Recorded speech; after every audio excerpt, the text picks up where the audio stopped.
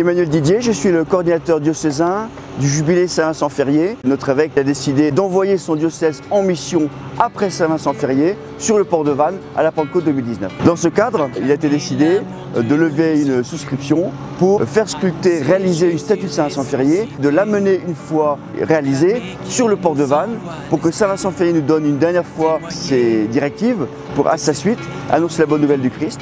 Donc ce sera chose faite dans quelques semaines maintenant, puisque le vendredi 7 juin, Saint-Vincent-Férié arrivera, il sera établi sur votre gauche ici et il sera veillé par des mouvements de jeunes de la nuit du vendredi au samedi, du samedi au dimanche. Et le dimanche après-midi, après une grand-messe sur ce port de Vannes, notre évêque bénira ces statues et ce sera une façon de dire adieu à Saint-Vincent-Férié qui repartira vers la vallée de Carnouët et à nous de prendre le relais. Sébastien Mingui, donc je suis directeur de la Vallée des Saints. Je suis cofondateur du projet avec Philippe Abjean à Saint-Paul-de-Léon en 2008.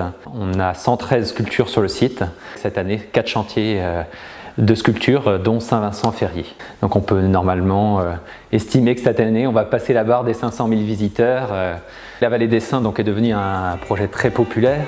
On sculpte des saints bretons, donc des saints qui sont pour la plupart venus entre le 4e et 8e siècle de Cornouailles, de Pays de Galles et d'Irlande, et un peu d'Écosse. Et puis on a quelques projets comme Saint-Vincent-Férié, même s'il n'est pas breton, il a fortement marqué la Bretagne. Et donc le projet de Saint-Vincent-Férié nous a été proposé par le diocèse du Morbihan, dans l'idée d'en faire un vrai projet collectif. Ça rentre aussi dans le cadre du jubilé. A été sélectionné donc Cyril Pouliquin, donc, qui est en train de créer en ce moment la sculpture. Donc chaque chantier, et notamment le chantier de Saint-Vincent-Férié, c'est un chantier de 30 jours.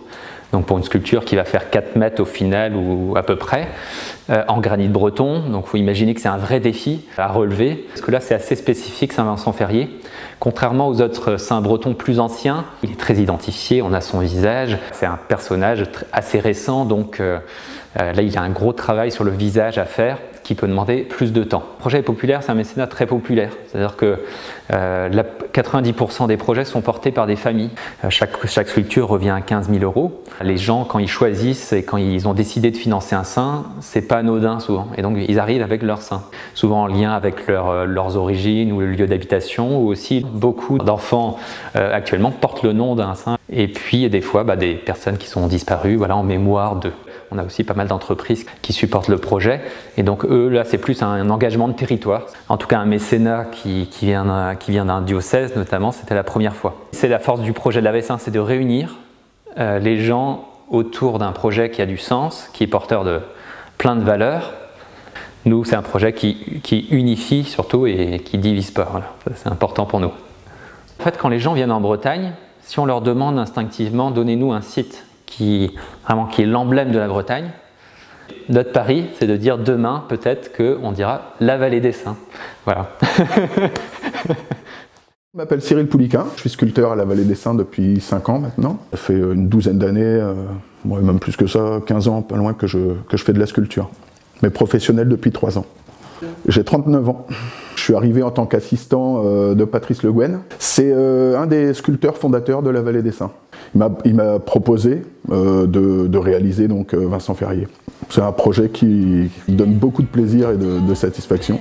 C'est pas évident car à la Vallée des Saints, à l'origine on est plus sur des créations artistiques, dans un laps de temps bien défini. Et là j'ai quelque chose d'assez complexe, mine de rien.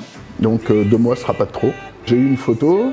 Donc une photo d'une sculpture en bronze donc de Vincent-Férié, il me semble qu'elle se trouve sur l'île aux Moines. J'ai fait une maquette donc à l'échelle 1,5 en pierre pour être prêt sur le gros modèle, si j'ose dire. Maintenant c'est parti, j'ai passé 3 semaines assez difficiles parce que bon, un bloc d'une vingtaine de tonnes, 3,50 m de haut, un peu plus de 3,50 m, en granit bleu de l'An-Hélin, c'est certainement le granit le plus dur qu'on ait en Bretagne. Et donc il faut approcher des formes au maximum.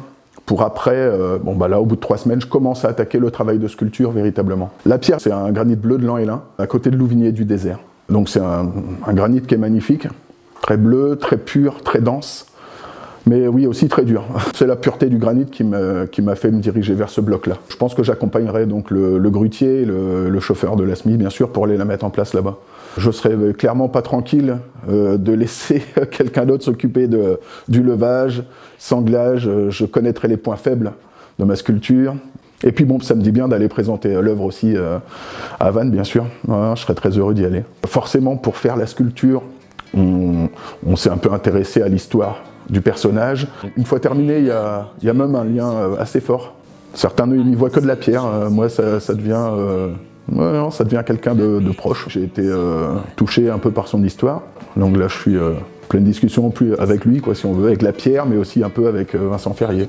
C'est assez intense en fait ce qui se passe quand on sculpte, surtout des blocs de pierre comme ça. Le monumental, c'est quelque chose de compliqué, de très fort, très puissant. Donc voilà. C'est familial en fait, la Vallée des Saints. On est un groupe de sculpteurs, on est en tout une vingtaine. Bon, on se connaît tous, on a tous déjà plus ou moins travaillé ensemble. Le directoire, c'est pareil. On est très proches les uns des autres. On fonctionne vraiment la main dans la main. Donc quand on sculpte à la Vallée des Saints, on a aussi l'impression d'œuvrer pour la Bretagne.